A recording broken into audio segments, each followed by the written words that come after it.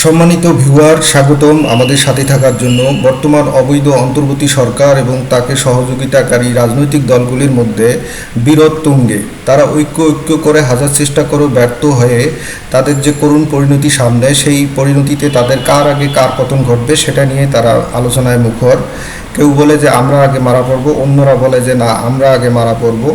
এবং সবচেয়ে দুঃখজনক ঘটনা হলো লন্ডন থেকে তারেক রহমান আওয়ামী লীগ সরকারের পতনের পিছনে যে আন্দোলন, সেখানে যে মোটা অঙ্কের অর্থলগ্নি করে সেই অর্থটা গচ্ছা যাচ্ছে এবং তাদের এই গোপন তত্ত্বগুলি তারা আলোচনায় বিভিন্ন সময় উত্তেজনাবশত ফাঁস করে দিচ্ছে। আমরা প্রথমে একটা ভিডিও ক্লিপ দেখে নেই। এবং সেখানে বিএনপি চেয়ারম্যান জনাব তারেক রহমান লন্ডন থেকে আমাদের সাথে অনেক ধরনের যোগাযোগ করেছে। রসদ এটা বলা উচিত নয়, ভাবে ফাইন্যান্সিয়ালি বিভিন্ন হ্যাঁ, বলা উচিত নয়, তারপরও বলছে। এবং এখন যে পরিণতি হচ্ছে তাতে শুধুমাত্র তারা আওয়ামী লীগের সুফল দেখতে পাচ্ছে, যদিও আওয়ামী লীগকে তারা পথে নামতে দিচ্ছে না। অন্যদিকে তারা একতাবদ্ধ হওয়ার পরও নিজেদের মধ্যে যে দলাদলি, তাতে তাদের যে করুণ পরিণতি সেগুলি আমরা শুনতে পাচ্ছি। আপনি বলতেই পারেন এখানে আমি আসলে যেটা মনে করি, আমাদের সামনে এখন অনেক আমাদের নির্বাচন কবে হবে আমরা জানি না। যে ঐক্য নিয়ে যাত্রা শুরু হয়েছিল সেই ঐক্যে ফাটল দেখা দিয়েছে, কারণ আজকে আপনি আপনার হেডলাইনই করেছেন ঐক্য অনৈক্য। দেখেন, অর্থাৎ বিশ্বাস অবিশ্বাস, অর্থাৎ অবিশ্বাসও কিন্তু একটু একটু করে দানা বাঁধছে। আসলে তারা কেউ কাউকে বিশ্বাস করে না, কেউ কাউকে ভরসা পায় না। শুধুমাত্র যখন জানতে পারে যে আওয়ামী সরকার হয়তো পথে ঘাটে নামতে পারে, প্রতিরোধের মুখে পড়তে পারে, ঠিক তখনই তারা লোক দেখানোর জন্য, আত্মরক্ষার জন্য আস্ফালন করে এবং একতাবদ্ধতার যে ভনিতা করে। মূলত তাদের মধ্যে কোনো একতা নেই এবং তারা খুবই ভীতু অবস্থায় আছে। আমরা সামনে ভিডিওটা দেখলে বুঝতে পারবো। অনৈক্য তৈরি হচ্ছে। আজকে হাসনাত যে কথাটি লিখলেন যে রাজনীতিবিদরা এক হয়ে যাচ্ছে, ফাঁসির মঞ্চে আমরা এগিয়ে যাচ্ছি, তার মানে কি? এক ধরনের অনৈক্যের সুর, তাই না? এক ধরনের বিচ্ছিন্নতার সুর, এক ধরনের অবিশ্বাসের সুর। তো এই জায়গাগুলো যত দিন যাবে তত বাড়বে। হ্যাঁ, যতই দিন যাবে ততই বাড়বে এবং আওয়ামী লীগের জন্য ততই সুপথ সামনের দিকে তাদের জন্য একদম উন্মুক্ত মাঠ থাকতেছে। কারণ আর এদের একতাবদ্ধ নেই, এরা ভেঙে চুরে চুরমার হয়ে যাচ্ছে। যতই দিন যাবে ততই এই এন্টি আওয়ামী লীগ দলগুলির মধ্যে বিভেদ তৈরি হবে এবং দ্বিধাদ্বন্দ্বের মধ্যে পড়ে তারা সিদ্ধান্তহীনতায় ভুগবে। অলরেডি তারা বলাবলি করতেছে যে সুফল শুধু আওয়ামী লীগ পাবে, এরা কেউ সফল হতে পারবে না, নিজেরাই বলতেছে। আপনি দেখতে পাচ্ছেন বাংলাদেশে আরো নানান রকম আইন শৃঙ্খলা পরিস্থিতির অবস্থা খারাপ, দ্রব্যমূল্য মানুষের হাতের নাগালে নেই, মানুষ ভীষণ রকম সাফার করছে, গার্মেন্ট ইন্ডাস্ট্রিগুলোতে অস্থিরতা, এগুলোর দিকে আমরা যদি ফোকাস না করি। এবং সরকার পুরোপুরিভাবে ব্যর্থ। গার্মেন্টসে একটা প্রচণ্ড ক্ষোভ আছে, কারণ গার্মেন্টস শ্রমিকদের ন্যায্য দাবি দেওয়া বেতন ভাতা দিতে না পারায় উল্টা যৌথ বাহিনী দিয়ে গার্মেন্টস শ্রমিকদের উপর যে অত্যাচার, যে স্টিম রুলার চালা হয়েছে, হত্যাকাণ্ড ঘটানো হয়েছে, গার্মেন্টস কিন্তু ফুঁসে আছে। আর বড় বড় গ্রুপ ফ্যাক্টরিগুলি, গার্মেন্টসগুলি মূলত আওয়ামী সমর্থক শিল্পপতিদের। তারা যেমন চুপচাপ আছে এবং শ্রমিকদের মধ্যে তাদের একটা রেড অ্যালার্ট দেওয়া আছে, যে কোনো মুহূর্তে তারা রাজপথে নামলে কিন্তু এই সরকারের ভিত একবারে কেঁপে উঠবে। এবং যারা এই সরকারের থিঙ্ক ট্যাঙ্ক বা রুহানি পিতা, তারা কিন্তু অলরেডি আশঙ্কা প্রকাশ শুরু করেছে যে গার্মেন্টস দিয়েও এই সরকারের পতন ঘটতে পারে। এখন ছবি কার রইলো বা পড়লো, আমি তার কথার ওইখানে একমত। আসলে এখন দেশের এত এত সমস্যা, সেখানে এই ছবি, ভাস্কর্য এবং কে কি বললো, এই চেয়ে বড় কথা হচ্ছে মানুষের সমস্যা সমাধান করে দেশকে একটা স্টেবল জায়গায় নিয়ে যাওয়াটাই সবার লক্ষ্য। মানে অন্তর্বর্তী সরকারে যেহেতু মোটামুটি একটা জঙ্গি গোষ্ঠী দ্বারা পরিবেষ্টিত, তারা সাধারণত তাদের প্রবলেমটা হলো ৭১, শেখ মুজিব, মুক্তিযুদ্ধ, সেই ইতিহাসটা মুছে দেওয়া নিয়ে, শেখ মুজিবের ছবি কোথার থেকে মুছে দিতে হবে ওইটা নিয়ে ব্যস্ত। কিন্তু এদিকে যে চরম সংকটে যাচ্ছে দেশ, সেইগুলি নিয়ে তারা আর কি আলোকপাত করছে। উদ্দেশ্য হওয়া উচিত। আমরা মূল কাজ থেকে সরে যাচ্ছি, আমরা অহেতুক কিছু বিতর্ক সৃষ্টি করছি। এই সরকার যদি ব্যর্থ হয়, ফাঁসির মঞ্চে হাসনাত, আগে যদি বিএনপি জামাতের লোক।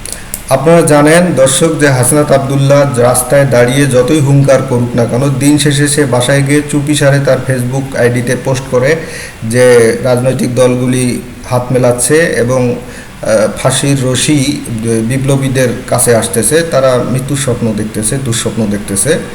তো এটা শুধু হাসনাত আবদুল্লাহর স্বপ্ন নয়, প্রত্যেকটা মেধাবী সমন্বয়ক এখন সেটার জন্যই প্রহর গুনতেছে। আর বাইরে যা ফালাফালি লাফালাফি করতেছে, এটা একটা প্রহসন, নিজেকেই নিজে ধোঁকা দিচ্ছে। তারা নিজেরা কোনোভাবেই প্রত্যেকটা এনটি আওয়ামী লীগ প্রত্যেকটা রাজনৈতিক নেতৃবৃন্দ এবং যেগুলি চামচা আছে প্রত্যেকেই শুধু মরণ মরণ মরণের কথাই বলছে, কেউ বেঁচে থাকার আশার কথা একজনও বলতেছে না। তারপরে 3 নাম্বার রাউন্ডে যদি যায় এই বিপিন উদ্রা বা গণকে, তারপরে এই ছাত্ররা, কারণ 17 তারিখ থেকে কিন্তু আন্দোলন আর ছাত্রদের মধ্যে নাই, রাজনৈতিক দলগুলো ফুলদম এনগেজ হয়ে গেছে। এখন বলতে গেলে অনেকে জাতীয় বেইমান হবে, এখন অনেকে বিপ্লবী সেজেছেন, কিন্তু 17 তারিখে আমি নিজে কথা বলেছি, আমি ডিজিফাইড ভাইদেরকে অনুরোধ করবো তাদের কাছে আমাদের সমস্ত কল রেকর্ডগুলো আছে, কাদের সাথে। তো এখন কল রেকর্ড দেখে বলবে যে কল রেকর্ডে তারা ওই সময় কে কে মানে এক দফা দাবিতে ইচ্ছুক ছিল না, কেউ চাইছিল শুধু কোটা ব্যাপারটা সমাধান হলেই হলো, কিন্তু বিপিনুর চাইছিল যেহেতু সে খুবই ফালাফালি করছিল, সে আর ফেরত দিতে পারছিল না, এক দফা শেখ হাসিনাকে হটাতে হবে। তো হটানোর পর এখন সে এই বিষয়গুলি জাতির সামনে বলতেছে। 17, 18 তারিখ, 19 তারিখ রাত পর্যন্ত গ্রেপ্তার রাত পর্যন্ত কথা বলেছিলাম, সেই রেকর্ডগুলো আপনারা ইউটিউবে ফাঁস করে দেন, আপনারা নিজেরা সংগঠিতভাবে না করে যে দেখতে পারবেন রাজনৈতিক দলের পৃষ্ঠপোষকতায় নেতৃত্বে নির্দেশনা চলেছে, এবং সেখানে মানে এই আন্দোলনগুলির বিষয়ে যে সব চ্যাংরা পোলাপানরা নিজেদের নেতৃত্বের দাবি করে, তো সেই বিষয়গুলি তো এই বিগত শেখ হাসিনাও বলেছিল যে এগুলি আসলে কোনো সাধারণ ছাত্র নয়, এগুলির পিছনে জামাত শিবিরের হাত আছে, জঙ্গি গোষ্ঠীর হাত আছে। তো নুরুল হক নুরু সে কথাটাই বলতেছে যে এটা একটা তাদের একটা প্ল্যান করা, পিছনে ব্যাকআপ লন্ডন থেকে তারেক রহমান যে অর্থলগ্নি করছে সেই বিষয়টাও উনি পরিষ্কার করলেন। বিএনপি চেয়ারম্যান জনাব তারেক রহমান লন্ডন থেকে আমাদের সাথে অনেক জনের যোগাযোগ করেছে, রসদ এটা বলা উচিত নয়, এইভাবে ফাইন্যান্সিয়ালি বিভিন্নভাবে বুদ্ধিভিত্তিক সহযোগিতা করেছে। এবং ঐক্যের ফাটলটা মেরামত আসলে কীভাবে হবে? মানে এখন যে তাদের যে ফাটল তৈরি হয়েছে, ফাটল বন্ধ করার কোনো পথ তারা আসলে মূলত খুঁজে পাচ্ছে না। তো ঐক্যের সাফল্য জড়িত একটা কথা বলি, আমাদের এই সময়ের যে কোনো ভুল, যে কোনো অনৈক্য, যে কোনো হোঁচট খাওয়ার পুরো সুবিধাটা কিন্তু আওয়ামী লীগ সরকার, মানে আওয়ামী লীগ দল। মানে এরা যতই চাচ্ছে আওয়ামী লীগকে বিপাকে ফেলার, আওয়ামী লীগ ঘরের কোণে লুকিয়ে থাকলেও ফলাফলটা আওয়ামী লীগের ঘরেই যাচ্ছে, এদের ঘরে শূন্য, এদের শুধু ওই মৃত্যুর স্বপ্ন, দুঃস্বপ্ন বা রশি সবসময় দেখতে পাচ্ছে, সেটাই আর কি তারা এখন নিরুপায় হয়ে বলতেছে। বৈষম্যটা শুরু হলো, অনৈক্য তো শুরু হলো, রাজনৈতিক দলগুলোর ব্যাপারে এখন বৈষম্য বিরোধী আন্দোলনের পর এখন রুমিন ফারহানা বলতেছে বৈষম্য কেবল শুরু হলো। তাচ্ছিল্য করে কথা বলা শুরু করলাম। বিএনপির মহাসচিব মির্জা ফখরুল ইসলাম আলমগীর আওয়ামী লীগও তার ব্যাপারে কথা বলতে দোয়াক্কার চিন্তা করেছে, তাকে নিয়েও আমরা দেখলাম ছাত্রদের এক ধরনের ট্রলিং, তার কোনো কোনো বক্তব্য নেই। দেখলাম মির্জা আব্বাস, যার অবদান বিএনপিতে অনস্বীকার্য, তাকে নিয়েও কথা হচ্ছে। এবং এই মেধাবী সমন্বয়ক ছাত্র নেতারা প্রথম কয়েকদিন খুবই লাফালাফি করতো, বিএনপি সারা দেশে চাঁদাবাজি করছে, লুটপাট করছে, এক জালেম চলে গেছে আরেক জালেমের হাতে দেশ করতে দেওয়া যাবে না। তারপরে যখন বললো যে রে তোমাদের পায়ের নিচে মাটি নেই, তারপরে কিন্তু থেমে গেল। রুবিন ফারহানা বলতেছে এই অনৈক্যের কারণ, এই কথাগুলি, এই সমালোচনাগুলির কারণে এখন বিএনপি নেতারা গোসা করেছে, রাগ করেছে, এখন এই চ্যাংরাদের সাথে কোনোভাবেই তারা একমত হতে পারছে না। আর এই অনৈক্যের কারণে আওয়ামী লীগই লাভবান হচ্ছে, দিন শেষে এরা নিজেরা ক্ষতিগ্রস্ত হয়েছে, এবং এরা কে কার আগে মারা করবে সেটাই এদের আলোচনার মধ্যে থাকে। চন্দ্র রায়, ওনারা প্রত্যেকেই তো লেজেন্ডারি পলিটিশিয়ান, ওনাদেরকে নিয়ে বাচ্চা বাচ্চা ছেলেরা কমেন্ট করছে, বিএনপির একদিন যেমন তারেক রহমানকে নিয়েও কথা হচ্ছে। তো এগুলো না আসলে অনৈক্য বা বিভক্তিকে উস্কে দেয়।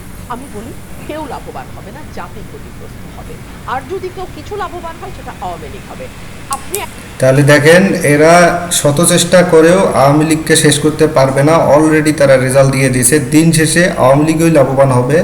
এরা এই ছোট ছোট দলগুলি একতাবদ্ধর ভান করলেও আর এদের মধ্যে কোনো সমঝোতা নেই, এরা কেউ কাউকে বিশ্বাসও করে না, কেউ কাউকে ভরসাও পায় না। যারা আওয়ামী সমর্থক আছে তারা কিছুটা ধৈর্য ধরলেই অল্প দিনের মধ্যেই দেখতে পাবে যে এদের নিজেদের মধ্যেই পরস্পর বিপরীত আন্দোলন শুরু হয়েছে। আওয়ামী লীগের পথে নামার আগেই এরা নিজেরাই ধ্বংস হওয়ার সম্ভাবনা যথেষ্ট আছে। একটা দরজা উন্মুক্ত করলেন যেটাতে নানান রকম বিতর্ক তৈরি হলো এবং চলতে থাকলো, এভাবেই তো অনৈক্য তৈরি হয়। এটি আমি আপাতত প্রশ্ন করেছিলাম যে ছাত্র জনতার রক্তের উপর দাঁড়িয়ে আওয়ামী ফ্যাসিবাদকে আবার পুনর্বাসন করা হচ্ছে, এরকম অভিযোগ আছে। এই পুনর্বাসনটা আসলে কারা করছে? আর এবং আসলে বারবার বলা হচ্ছে উপদেষ্টা ওখানে আওয়ামী লীগ ঢুকেছে, আনসারের আন্দোলন, সব জায়গায় তারা লীগ দেখতে পাচ্ছে। তো সব জায়গায় দেখতে দেখতে এখন তারা সরকারের মধ্যেও আওয়ামী লীগ দেখতেছে। যাকেই সরকারে নিয়োগ দেওয়া হচ্ছে ছাত্ররা বলতেছে এটা ফ্যাসিস্টের দালাল। মানে আওয়ামী লীগের দুঃস্বপ্নের সামনে যদি নিজের ছায়াটা দেখে, সেটাকেও মনে করে যে এটাও আওয়ামী লীগ, এটাও ফ্যাসিস্টের দালাল, এটা আমার ছায়া না। উপদেষ্টা মানে মোহাম্মদ ইউনূস কি আওয়ামী লীগের লোক নিয়োগ দেবে? আসিফ নজরুল কি আওয়ামী লীগের লোক নিয়োগ দেবে? উপদেষ্টা পদে দেবে না। ওরাই নিয়োগ দিচ্ছে, ওরাই বিশ্বাস করতে পারছে না যে এই লোকটাই হয়তো বা দিন শেষে আওয়ামী লীগকে পুনর্বাসন করবে। তো এই ভয়ে তারা নিজেদের মধ্যে নানান ধরনের বিরোধিতায় ভুগতেছে, স্ববিরোধিতায়। ঐক্য অনৈক্য হোক, এটা যে ফাটল হয়েছে, এটা ফাটল সারানো যায় কীভাবে, যেহেতু সকল সুবিধাই আওয়ামী লীগ পাবে আমাকে বলতে হবে। উপস্থাপক বলতেছে যে দিন শেষে সকল সুবিধা আওয়ামী লীগ পাবে, এরা কোনো ধরনের স্থিতি পাবে না। আমার আসলে ব্যক্তিগতভাবে আমি এই সরকারের গত 3 মাসের কর্মকাণ্ডে প্রথমত ক্ষুব্ধ এবং রাগান্বিত, এবং এখন মানে নিজের এতটা আক্ষেপ হচ্ছে। এখন নিজেরাই পুতুল সরকার বসাইছে, বিশ্ববিখ্যাত মহামানব ইউনূসরে বসাইছে। সে নুরুল হক নুরু নিজেই বলতেছে সে বিক্ষুব্ধ, সে আক্ষেপিত। তো তাহলে সারা দেশের মানুষ যারা এই দুরবস্থার মধ্যে কাটছে, তারা কি এই সরকারের প্রতি সন্তুষ্ট? কখনোই নয়। এই সব মেধাবী সমন্বয়করা জনতার নাম ভাঙিয়ে বলতেছে ছাত্র জনতা, ছাত্র জনতা। এই সরকারকে কেউ সমর্থন দেয়নি এবং কারো সমর্থন দেওয়ার কথাও না, কারণ ছাগল দিয়ে কখনো হাল চাষ হয় না। যে আমরা 53 বছরে বাংলাদেশের জনগণ আমরা জাতির বিনির্মাণ করার জন্য, রাষ্ট্র পুনর্গঠন করার জন্য এই রকমের একটা সুযোগ পেয়েছি, যেটা আমরা কাজে লাগাতে পারলাম না। উপদেষ্টারা ঠিকই কাজে লাগাচ্ছে, তারা নিজেদের আখের গুছাচ্ছে, কিন্তু জাতির কোনো কাজে তারা আসবে না, শুধু জাতিকে পিছনের দিকে ঠেলে দিচ্ছে। ফান্ডিংয়ে সবসময় চলে আসছে এবং বিদেশিদের ফর্মুলা নিয়ে তাদেরকে কাজ করতে চায়, একটা প্রক্রিয়ার মধ্যে দিয়ে। তো এখন বাংলাদেশের যে ভালনারেবল পরিস্থিতি, আপনার অর্থনীতির যে ভঙ্গুর অবস্থা, এখন ব্যাংকগুলো টাকা দিতে পারছে না। ভালো ব্যাংকগুলো এখন গভর্নমেন্ট ব্যাংক ছাড়া কোনো ভালো ব্যাংক এখনো টাকা পয়সা দিতে পারছে না। ব্যবসায়ীরা তাদের এই আপনার মানি ফ্লো ঠিক রাখতে পারছে না। আপনার বিভিন্ন ইন্ডাস্ট্রির মালিক বেতন দিতে পারছে না। আর এই বেতন না দেওয়ার কারণে শ্রমিক ক্ষোভ উত্তরোত্তর বৃদ্ধি পাচ্ছে। আপনারা দেখেন যে ঢাকা শহর, গাজীপুরে প্রচুর বিক্ষোভ হচ্ছে। এগুলি শুধু দমন করে রাখা হচ্ছে, এদের কোনো বেতন দিতে পারছে না, কোনো কিছুই সমাধান করতে পারতেছে না। শুধু যৌথ বাহিনী দিয়ে গুলি করে, লাঠিচার্জ করে কোনো রকমেই টালবাহানা করতেছে। দিনের পর দিন সমস্যা কিন্তু ভিতরে ভিতরে দাউ দাউ করে বৃদ্ধি পাচ্ছে। শ্রমিক অসন্তোষ ধারাবাহিকভাবে চলছে। এই যে অর্থনৈতিক সংকট, রাজনৈতিক সংকট, সামাজিক সংকট, এবং এগুলো কোনো ভালো বার্তাও দেয় না। এই যে বলছিলেন যে অনৈক্য এবং অসন্তোষ, এগুলো কিন্তু বাড়তেই থাকবে। হ্যাঁ, এগুলি বাড়তেই থাকবে, বাড়তে বাড়তে এরা নিজেরাই ধ্বংস হবে। দিন শেষে এরা বলবে ছেড়ে দে মা, কেঁদে বাসি। এবং হয়তো এরা কেউ পালাতে পারবে, কেউ পালাতে পারবে না। তার কারণে এরা সামগ্রিকভাবে বলতেছে যে না, এই সরকার যদি ব্যর্থ হয় আমরা আগে মারা পড়ব, ফাঁসির দড়ি আমার গলায় আগে উঠবে। নুরু বলতেছে না, ছাত্রদের না, আমাদের গলায় আগে উঠবে। এখন কে কার আগে মরবে সেই দুঃস্বপ্নে তারা বেবর। কেউ ফেসবুকে স্ট্যাটাস দেয়, কেউ টকশোতে এসে বলে যে যদি এটা ব্যর্থ হয়, যদি এটা ব্যর্থ হয়। আবার বলতেছে দিনে দিনে তাদের বিরোধ বৃদ্ধি পাচ্ছে। তো দর্শক, আমরা এই বিষয়টা নিয়ে আপনাদের সামনে উপস্থাপন করলাম, আপনারা আমাদের সাথেই থাকবেন। অনৈক্য বাড়বে, অসন্তোষ বাড়বে, এবং যত অনৈক্য অসন্তোষ বাড়বে আওয়ামী লীগের জন্য ততই ভালো হবে। হ্যাঁ, দিন শেষে আওয়ামী লীগেরই ভালো হবে। আপনারাও দোয়া করেন, এবং আওয়ামী লীগ তো নিজের ভাল নিজে চাইবে। আপনারা আওয়ামী লীগকে ধ্বংস করতে গিয়ে এখন আবার টকশো করে বলতেছেন দিন শেষে আওয়ামী লীগই লাভবান হবে। ভালো থাকবেন সবাই, ধন্যবাদ সবাইকে।